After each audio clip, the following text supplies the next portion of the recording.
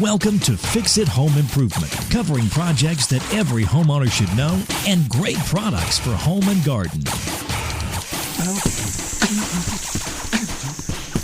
Hi, I'm JC, and this is where we share weekly home improvement tips. I'm here with my co-host Cindy. Hello, JC. Hi, Cindy. Today we're going to be talking about tub and shower surrounds, and we'd like to thank the Idaho Farmer Gal for giving us a 5-star rating and review on iTunes. The ancient Greek and Roman baths were the first showers, and they were among the first people to think that taking a shower a few times a week was a good thing. And then after the fall of the Roman Empire, it was hundreds of years before people thought that regular showers were healthy because, they basically were using cold water. It wasn't until 1767 for the patent on the first shower. And so this was a bucket on top of 4 or 5 metal pipes, and it was going down to a larger bucket that you stood in to catch the water. So someone would walk up a ladder. You had a ladder came with the shower, and someone would walk up and you'd fill this top bucket. The whole thing was over 10 feet tall. Really? So you fill the top bucket, and then you have a pull chain that you pull, and these tiny holes in there would shower you, and then all the water would collect in this bottom bowl that you were standing in, and then it had a hand pump that went up one of these legs, which was a pipe, and refilled the top. So once you filled it, you could reuse this over and over. The dirty water? In dirty water until you decided it was time to change the water. That's gross. So modern scientists are thinking that the old cold showers that the ancient Egyptians and the Romans used to take are actually much healthier. They've done a lot of research where it lowers blood pressure, it improves your immune system. Cold shower actually speeds up muscle soreness recovery, and it relieves depression in a lot of these clinical studies. And you know who loved cold showers? Now who? James Bond. If you have a tub or a shower and you want to replace the existing tile or wall material, a tub or shower wall surround kit is going to be much easier to install than putting up wall tiles and grout. And especially in older homes, if you have any settling, you can crack those grout lines, get water behind there, and then the grout is much harder to keep clean. Right. Where these tub surrounds are pretty easy to maintain. Some of them have interlocking seams, so they don't even require caulk in the corners. Oh, really? If you have a basic shower or a tub and you have just a back and 2 walls and you're reusing the existing tub or shower base, you can get 1, 3, or 5-part kits. There's others, but the most popular are 1, 3, and 5. The 3 and the 5-part kits are the easiest to install for a remodel. Right. You're usually using the one piece for new construction because it's very difficult to get this up doorways and in up, between walls. Right, and upstairs. The 5-part kits, if you have walls that aren't perfectly square and plumb, the 5-part kits are going to be more forgiving. There's also a wide variety of materials and quality. Even with the same type of material, you can get thicker or thinner. Right. So I would look at the warranty as a guide to the quality. And then if you can go to the home center and see the samples, take a look at it, and then You should feel it. Yeah, absolutely. Because and some, it's weird, some look cheap and some really look solid and thick. And the very lightweight flexible sheets are a little more difficult to control while you're trying to cut them or even put them in place. If you're using a glue to the surface type of shower surround, these real thin ones, you actually have to create supports and braces to hold them in place while you're gluing them. And then look at the material too. A very smooth surface is going to be easy to keep clean rather than some of these pebbly finishes. Well, some of them have like ribs in it. Yeah, just places for, soap and dirt to accumulate. Yeah, soap scum. Nasty. The 2 most common surrounds are glue up and direct to stud. What does that mean? So with the glue up, you just have your panels, and you're just going to use, most of them are using 100% silicone, and you're gluing it right to the surface. So if you have cement board or if you have tile, you're just gluing directly over that. You can go over tile? Yeah, very easy. Nice. And you don't want to scuff it up. I'd like one of these. Right. Yeah, super easy. And then direct to stud, you are removing, if there's anything on your wall, let's say you're tearing down the tile, you're taking out whatever you have back there, green board or cement board, and you're going right to the bare studs, nothing behind it, and you have a flange that you're going to screw directly to the studs. So that's pretty easy to put up. Yeah. You can get some of these kits that are slightly lower than your shower head, so you have one less hole to cut. And then these kits can come smooth wall where you have to add your own shelves, or they'll be molded units. And some are kind of thick where they have the built-in shelves and Right. seats. Some are built out in between the studs, so you have shelving there. So there's some really interesting features.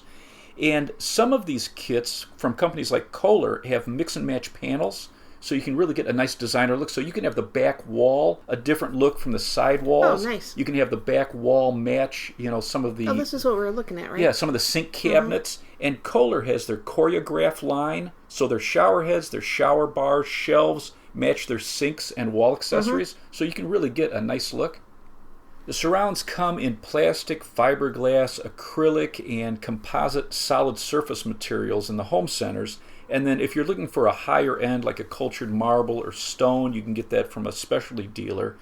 The fiberglass and composite plastic is very popular because it's inexpensive, easy to cut and install. Acrylic surrounds, they're usually a little thicker. They come in a range of different patterns and shapes, and a lot of those different features like the seats and the different shelving.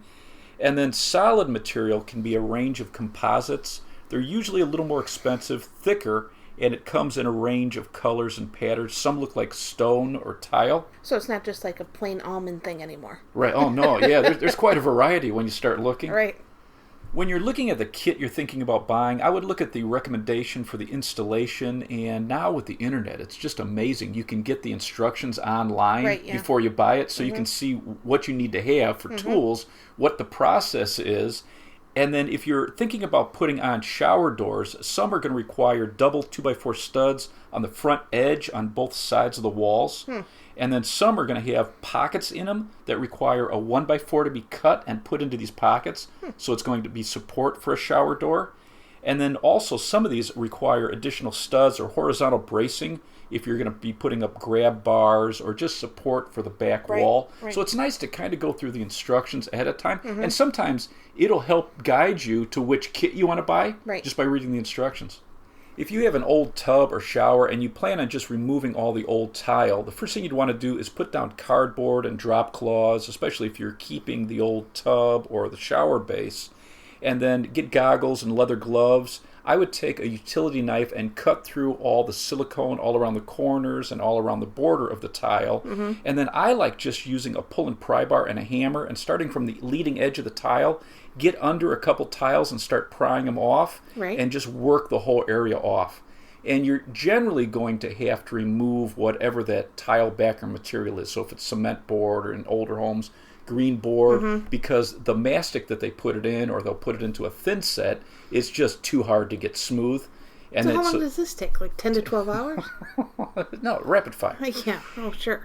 And then you're gonna knock through whatever your tile backer material is and just pull all that free cut. And that material, you're gonna cut that in the corners just so you're not tearing up, adjoining areas. And you also want to cut it back to the first stud. So here's a nice place to use a stud finder, because when you put in the new shower surround, you want the drywall material back, to that next stud, and you want to cut it back to the center of that stud, because when you put your shower in place, especially if it's a direct to stud, you're going to cover that space with probably green board or some wet and mold resistant material. So can't you just cut out the tile? Like the drywall behind it? So like just pull huge sheets. You can. It's a little harder to dispose of. So But if it you're, seems like a lot less work.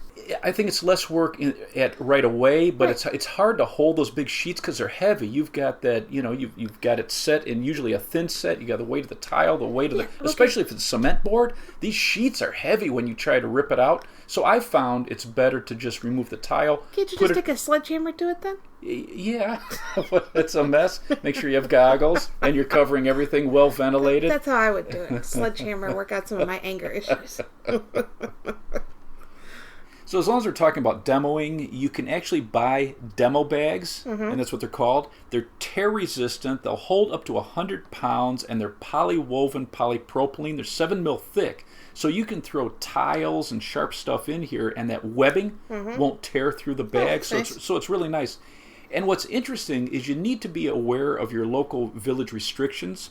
Most of the communities I looked up, the garbage bags, if you have demo material in it, they don't want you to have anything bigger than 33 gallons and no heavier than 50 pounds. So it really depends on your community, and I would find that out. But you want to make it easy for the garbage man to Right. pick up. So you're probably only going to fill these a quarter or halfway full. Once it gets to that, 35, 40 pounds, it's probably a nice size. And depends on how strong you are, too. Right, yeah. You look more macho if you don't fill it so much.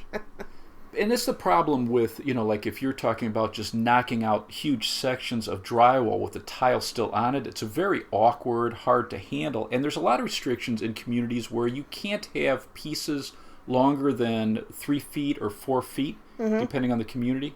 So I think it's just easier if you take the tiles off, fill these bags, and then break down your drywall. Let's see that's where the sledgehammer came in. Right. Okay. Right. If you're going to be installing a glue-up surround, you're going to want to put some type of tile backer material on there. They used to use green board, but that's no longer used as a tile backer for tubs and showers. They recommend cement board or some other moisture-resistant tile backer. And every town is going to be a little different with the requirements. For the most part, cement board is universal, so you can use it anywhere. It's very durable. So this is cement and sand, and they reinforce it with fiberglass on both sides, so it's not going to deteriorate if it gets wet, and this is really going to grab thin set. So it's really designed for putting up tile, because it's going to hold that glue, basically, Right. for your tiles. So does it look like drywall? Well, it's almost very coarse feeling, and it looks different, like gray. With this, it's going to be much heavier than drywall too, and you generally have to back it with plastic to protect your wood studs because moisture can go through there. And you would use a utility knife to cut it. You'd score it a few times, or the best thing is to really use one of these tungsten carbide scoring tools, and you're going to score it 3 or 4 times and snap it like you would drywall. You can there's also a couple specialty products. You can get Dens Shield, so it's DENS SHIELD, and this is 1/2-inch tile backer board, and it has a built-in moisture barrier, so you don't have to use plastic behind nice. it. And this is wet and mold resistant, much lighter than cement board. And with this, you're just going to use a utility knife. You're going to break it just like you would drywall, and then you're going to attach it with 1.5-inch galvanized roofing nails or 1.25-inch rust-resistant screws. So like when you're saying the plastic behind this, it's just like what? Sheets of plastic? Yeah, just a sheet. You put a vapor barrier, so you'd have plastic sheets on the studs before you put up your cement board. A highly rated cement board is Durock, and this is from USG. And You're not going to spell that? DUROCK. And USG started in the early 1900s, some of the first drywalls. And their Durock is a cement board that's much lighter than other brands, and they use a glass fiber mesh, so you get a much better bond with any adhesive if you're putting up tile. And I spoke to their rep, so they're recommending that you put cement board behind your surround, and then if you're using any type of material like a drywall material above it and on your ceiling and off to the side of it, they recommend Mold Tough. That's another smart. one of their brands, and it's mold and wet resistant.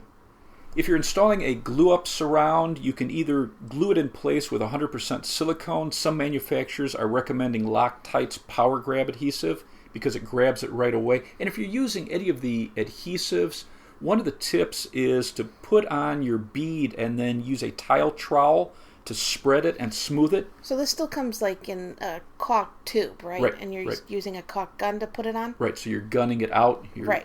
not all the way to the edge. You want to leave a little But bit you're from saying the edge. use a trowel over that? Right, so you're going to put your bead, and then you're going to use a notch trowel, and you're going Right. to smooth it so you've got a thinner bead, and you're spreading it out. Because it's much thicker than silicone. Yeah, exactly. And if you have thin material, you've got these. You can actually create a wave Oh, with that would be bad. with a thick bead. And another tip: make sure it's well ventilated if you're using Right. any of these because of the solvents. You can push it in and then pull it off and let it tack off and let those solvents evaporate for 2 or 3 minutes, and then push it back, and it's going to grab much better. But that's why a lot of manufacturers like this Power Grab, because it has really nice adhesion, right? It's got the power to grab. Yes. 65 degrees or warmer for most applications. For cutting it, if you have to trim it, most companies are recommending a circular saw with 60 to 80 teeth or a jigsaw with 14 teeth per inch. And I would look at my manual before I grab my blades or my tool. And then sawhorses are nice, using 2x4s all across it for support. And then make sure that you're looking at the finished and the non-finished side. If you're drilling your holes for your shower or tub handle, Right. and let's say you're putting a shower arm in there, you want to cut from the finished place or using a hole saw. You want to cut from the finished side through to the back side so you don't damage the face. So you don't blow it out. Right, exactly. And I would always use masking tape. 2-inch masking tape is nice for a couple things. With this, if you're laying your pieces up against the wall, just to hold them in place, take your measurements, 2-inch masking tape, using that to hold it in place is really easy. And then I like to make my marks on tape, because some of these you're not going to hold a pencil mark real easy. Right. So I like to put a piece of tape on it and then cut through that tape. Make sure you're measuring twice when you're doing And this. cut once. Right, exactly. Some of these will come with corner molding, and it's really nice because it'll cover a gap up to a half an inch. Oh, wow. So if you're cutting panels into a corner, let's say you have an odd size shape. Or you didn't cut too good. Right. You can then run a bead of silicone in the corner and you embed this corner molding into it, and now you're making a watertight corner, and it looks great. If you're cutting around windows, get a kit. If you have a window, let's say on the back wall. In your tub? You haven't seen that? Well, yeah. Yeah, a lot of the older houses, like in Chicago. Yeah, I just didn't think about it. Yeah, make sure you get a kit that allows you to cut it out for a window. And some of them will have trim kits to go around the sill, so that's really nice. And many of these glue-up kits require 2x4 braces to hold them up while they're curing for 24 hours. So make sure that you're looking at the instructions, what's required, because you'd need to pick up this material before you glue it up, because you don't want to run to the store and it starts folding and pulling off the walls while you're getting your braces. Not that that would ever happen. There are a couple of different types of direct-to-stud surround kits. Some are going to have multiple panels that overlap, or they'll set into a raised area so that you're interlocking them. Some are going to have flanges and locking clips so they snap in place. And then check your kit. Some are going to have back walls that sit flat against the studs, and others have this 90-degree corner that extends onto the side walls. Kits that fit your space without trimming are going to be much easier to install, and many have those locking tabs. It's going to create a watertight corner that you don't have to use caulk in. But if you have an odd size, these 5-piece kits are the best because they're going to give you a lot more flexibility for custom size. And then if your walls are slightly out of square or plumb, it gives you more ability to manipulate that. Oh. You'd want to dry fit your pieces first, make sure everything fits. Some are going to have a protective plastic film over it. Pull it down just so it exposes that nailing flange or that screwing flange. And then some are going to require that you put caulk behind the studs. Others don't. Most of them don't. But look at your instructions, and then you want to screw or nail the flanges to the studs. Some require that you put a bead of caulk on the bottom, so on the lip of the tub or the base of the shower, you're going to embed this in caulk. So make sure that you're using mold-resistant caulk. And one of the top-rated, so Sashco, it's SASHCO, highly rated, and it's called mildew-free sealant. And this is guaranteed to be mildew-free for 7 years, and if it mildews, they will replace it and they'll pay somebody to recaulk it. Wow. Which is pretty good. And this comes in a squeeze tube, and it's water cleanup, so it's very easy to smooth, much easier than 100% silicone to work with. And just as a reminder, if you're cutting holes for your controls or your shower head, make sure that you're cutting from the finished surface out, and you'd want to support that, especially for thinner material. It's nice if you have sawhorses and 2x4s to support it. I would even get a scrap piece of really thin plywood underneath it, because if you have thin material, especially if this is a large piece, and if it's not supported right, I mean, you have the potential to crack it. So it's nice to have a helper for this when you're cutting your holes and you're using a hole saw. Again, check what type of hole saw they recommend. Once you've got your surround in place, you've screwed it or nailed it in place, you're going to cover that nailing strip with either green board or some mold and wet resistant material. What are some top-rated companies? American Standard, Kohler, Trans Solid, Delta, Sterling, Swan, American Bath Factory, and Mustee. Mustee. Do you have anything else to add? I would say if you have a standard size, the 3-piece kits are really nice. You get an exact fit. Many of these are going to snap together, so you don't need caulk in the seams, which is much easier to keep clean.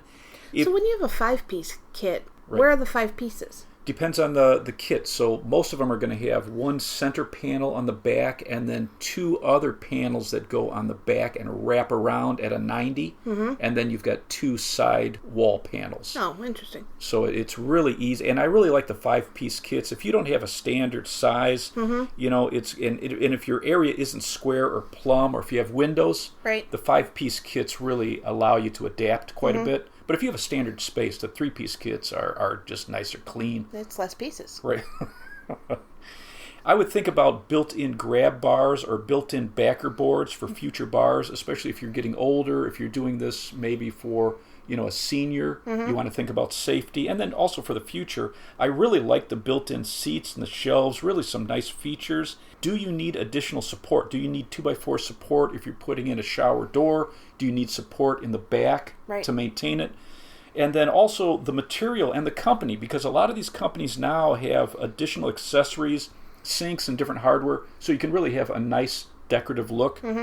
Then I would also look at the warranty. I mean, they vary. I've seen some with a 1-year warranty, a 10-year, a 30-year, and some have a lifetime warranty. Wow, that's and that'll fantastic. really be a guide. And they range from a couple of $100s to a couple of thousand, Right. really depending on the look and the quality you're going for. Let's wrap this up. You can subscribe to our podcast on iTunes, Stitcher, the Spotify mobile app, the Google Play Music app, and iHeartRadio. If you enjoyed it, please leave us a review. You can check out our home improvement videos on our YouTube channel, Fix It Home Improvement. And you can subscribe to that as well. We have our 3rd book coming out soon. Promises. You can get book 1 or 2 from Amazon. Home Improvement Solutions, what every homeowner should know. If you enjoyed it, please leave us a 5-star rating and review. You can email us at fixitpodcast@gmail.com. Thank you for listening. Talk to you next week.